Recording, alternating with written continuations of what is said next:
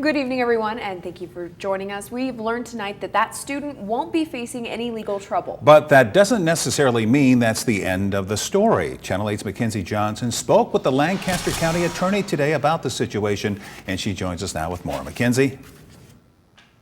Police say a 10-year-old boy brought the gun to school last Friday. While the child was charged with 4 felonies, the county attorney says they won't be able to prosecute, but there's a possibility that his parents could be charged. The police can cite, they can cite, or in regards to a juvenile, they would refer that to our office, and then there would be a determination by our office of how to proceed. But again, due to the statutory requirements in this case and in the age of the child, there's just nothing that we would be able to do. Last Friday, Lincoln police were called to Prescott-Elementary-School and found a loaded handgun in a student's backpack. LPS says a 5th grader had showed the firearm to another student and made concerning comments about violence toward that student.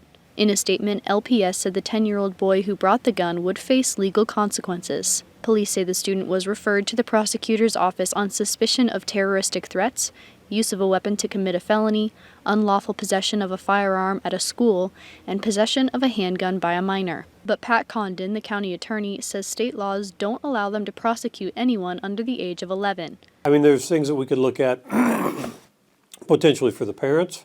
If there's any, depending on how the gun was stored, anything of that nature, then there's a neglect type charge that maybe we could look at for the parents.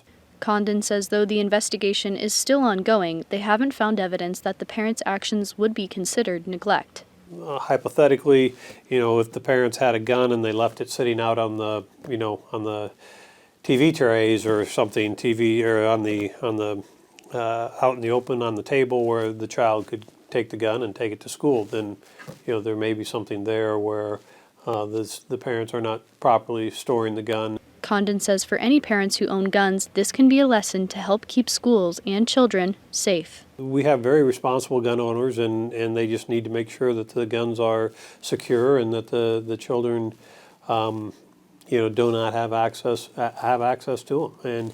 And I think you always have to keep in mind that if you have young children, they're probably going to be inquisitive, so hiding it may not always work, and you really do need to make sure that it is secure. Though Condon says they haven't found anything to prosecute yet, the investigation is still ongoing. He did also say this is unique for him and he hasn't had to deal with many cases like this one. All right, to Mackenzie Johnson, thank you so much for that report.